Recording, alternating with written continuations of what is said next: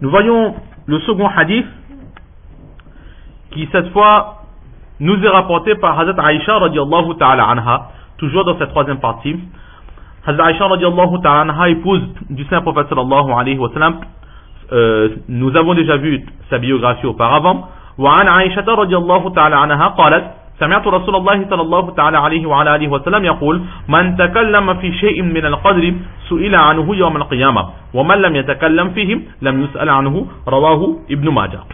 Aïcha radiallahu ta'ala anha dit que j'ai entendu le saint prophète sallallahu alayhi wa sallam dire que celui qui va débattre, celui qui va discuter, faire de longs discours, de beaux discours, qui veut essayer d'aller à la recherche de la compréhension totale de la destinée au jour du Qiyamah, cette personne sera questionnée par Allah subhanahu wa ta'ala. Alors que celui qui se préservera de tous les débats futiles sur la destinée, cette personne sera préservée des questions au sujet de la destinée au jour du Qiyamah. Donc là c'est un hadith de Hazrat Aïcha radiallahu ta'ala anha.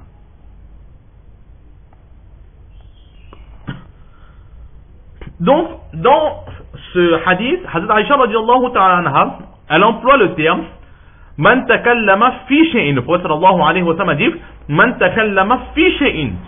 Celui qui discutera de n'importe quoi au sujet de la destinée. Donc cela ne veut pas dire simplement des actions, cela ne veut pas simplement dire quand est-ce que cette personne devra mourir ou autre, mais tout ce qui a trait avec la destinée.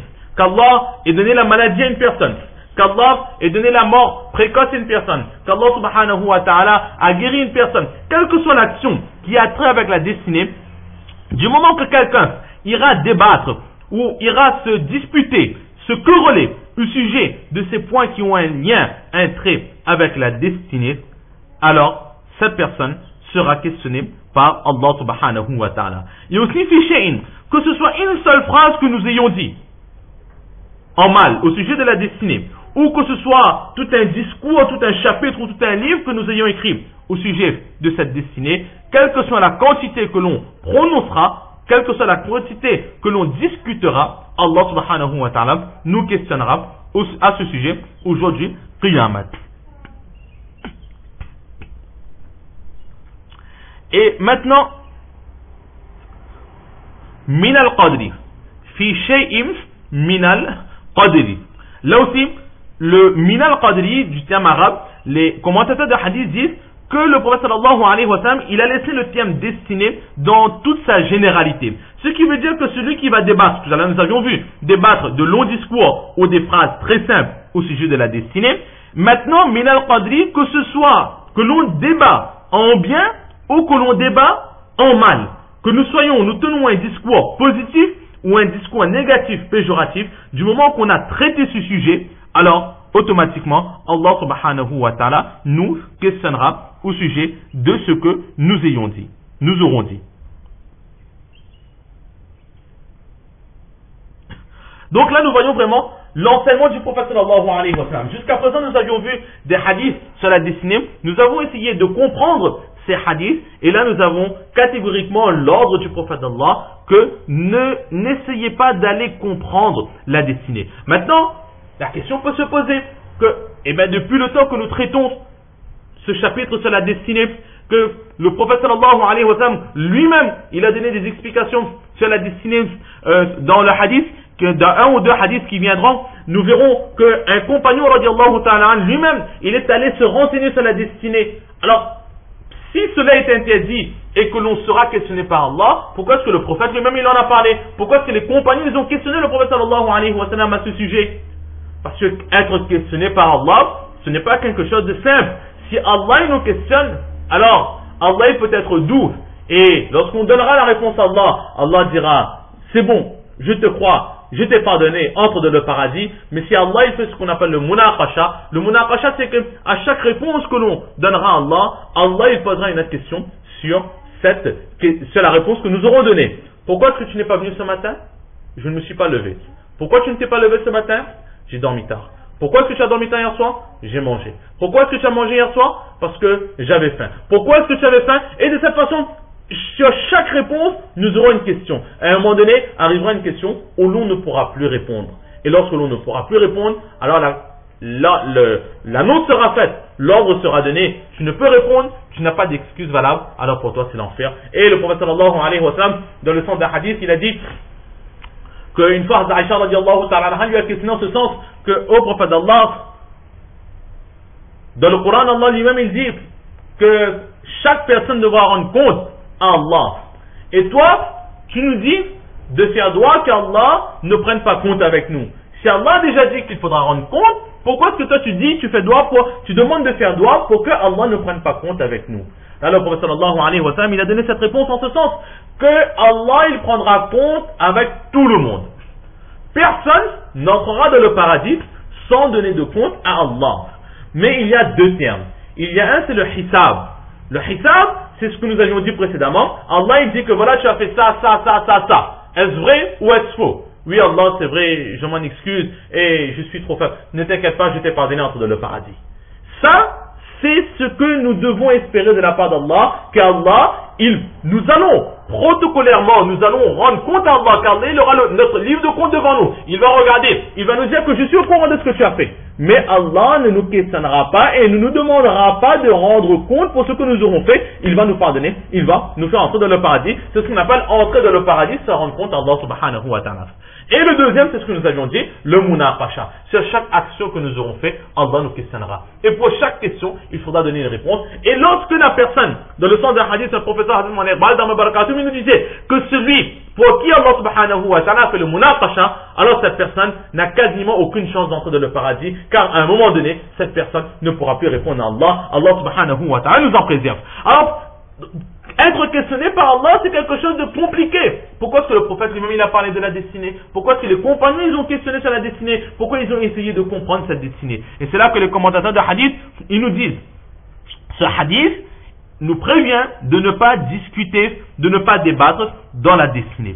Ne pas débattre de la destinée, là, ici, ce n'est pas parler de ces hadiths et de ces enseignements que Allah ou bien le saint prophète sallallahu alayhi wa sallam, il nous a donné. Tout ce qui est dans le Coran, tout ce qui est venu dans les hadiths, on peut les lire et on peut essayer de les comprendre et on peut les propager. L'avertissement du prophète sallallahu alayhi wa sallam, cet avertissement n'englobe pas les hadiths ou les versets du Coran qui nous ont été enseignés. Mais cet avertissement s'adresse plus précisément aux personnes qui traitent du sujet de la destinée par rapport à leur compréhension et par rapport à leur recherche, par rapport à leur intellectuel. Lorsque l'on va parler de la destinée selon notre intellectuel, selon notre intelligence, selon notre compréhension à nous, alors là, il faudra rendre compte à Allah. Pourquoi? Parce que tout simplement, la destinée est quelque chose de caché. Le prophète d'Allah lui-même, il dit qu'il n'a pas la science du caché. Il ne sait pas ce qui va arriver. Il ne sait que ce que Allah lui a dit. Maintenant, si quelqu'un traitera, débattra sur la destinée, selon sa compréhension, selon son intelligence, forcément, il prononcera des paroles qui sont erronées. Il dira au sujet d'Allah des paroles qui seront déplacées. Il prédira ce qui ne se réalisera pas. Donc, automatiquement, de ces paroles, il y aura des erreurs, il y aura des mensonges, et exactement comme pour les autres paroles que nous prononçons, il y aura des comptes à rendre, que nous ayons dit des mensonges, que nous ayons calomnié, que nous ayons fait des ragots, etc. Il faudra rendre compte à Allah. Pour ces paroles aussi, il faudra rendre compte à Allah subhanahu wa ta'ala. C'est pour cela que le prophète d'Allah, il nous interdit de parler de la destinée selon notre compréhension. Nous devons et parler de notre compréhension, cela signifie quoi? Ce que le prophète d'Allah nous a dit, ce que nos pieux nous ont donné comme explication, on s'en contente. Si nous n'avons pas compris les paroles du saint prophète sallallahu alayhi wa sallam, nous n'avons pas compris les paroles de ses pieux, c'est-à-dire les compagnons, ce que eux nous ont expliqué, si notre esprit n'est pas suffisamment développé, n'est pas suffisamment aiguisé pour comprendre les subtilités de la destinée que le prophète d'Allah et que Allah lui-même nous ont donné comme enseignement, alors sami'na wa ata'na, nous dirons que j'ai entendu Allah, je crois en Allah, même si je n'ai pas compris. Nous n'essayerons pas d'aller dans une plus grande profondeur pour essayer de comprendre. Restons dans cette eau là où nous ayons pied. N'allons pas trop de la profondeur où nous n'avons plus pied, car plus nous irons dans les profondeurs des abîmes, plus nous aurons des difficultés pour remonter à la surface, nous aurons plus de chances de nous égarer. Là, c'est l'enseignement que le Saint-Prophète sallallahu alayhi wa sallam, il nous a donné.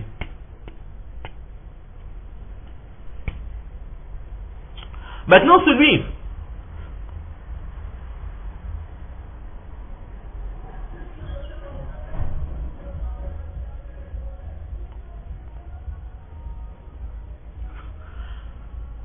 maintenant, et aussi, dans le Coran, Allah quand il dit La yus'alu amma yaf'alu wa hum yus'alun. Au sujet de la destinée, Allah subhanahu wa ta'ala lui-même dit que Allah, il n'a pas à être questionné. Souvent on se dit, mais pourquoi est-ce qu'Allah a fait ça? Peut-être que parce qu'il a fait ça, Allah l'a puni. Peut-être qu'il aurait dû faire ça et Allah l'aurait protégé. Allah, quand il dit La yusalu amma yaf'al, Allah, il n'a pas à être questionné. Nous n'avons pas à prendre compte avec Allah. Allah, pourquoi est-ce que tu as fait ça? Et Allah, il était encore jeune. Et Allah, cet enfant, il était en bas âge. Il commençait à grandir. Pourquoi est-ce que tu as repris ses parents? Pourquoi est-ce que tu as fait de lui un orphelin? Allah protège les enfants. Pourquoi est-ce que cette femme, elle venait de se marier? Pourquoi est-ce que tu en as fait d'elle une veuve, etc. Allah, il n'a pas de compte à rendre. Nous aurons des comptes à rendre. Pourquoi est-ce que nous avons fait et pourquoi est-ce que nous n'avons pas fait? Et en réagissant de la sorte à chaque décision d'Allah subhanahu wa ta'ala, alors nous aurons compte à rendre avec Allah subhanahu wa ta'ala. Et de l'autre côté, celui qui accepte avec contentement ce que Allah lui a donné comme destinée, alors cette personne n'aura pas de compte à rendre sur des paroles qu'il aura dites sur la destinée. Tout simplement parce qu'il n'a rien dit. Il n'a rien dit, il n'a rien fait. Donc il n'y a pas de compte à rendre à ce sujet. Aussi, pourquoi? Parce que l'être humain, il a l'obligation d'amener la foi sur la destinée. Et c'est ce qu'il a fait. Et l'être humain, il n'a pas l'obligation de comprendre la destinée. Donc Allah ne lui dira pas, pourquoi est-ce que lorsque cela est arrivé, tu n'as pas essayé de comprendre la raison pour laquelle j'ai fait cela? Lorsque je t'ai donné une maison, pourquoi est-ce que tu n'as pas essayé de comprendre la raison pour laquelle je t'ai gratifié de cela? Et lorsque je t'ai repris ce que je t'avais donné, pourquoi est-ce que tu n'as pas essayé de comprendre la raison pour laquelle j'ai retiré cela? Allah ne nous posera pas ces questions. Pourquoi? Parce que nous avons l'ordre d'amener la foi sur la destinée. Ce qui m'est arrivé, c'est Allah qui en a décidé. Nous n'avons pas l'obligation de comprendre la destinée, donc c'est pour cela qu'il n'y aura pas de compte à rendre.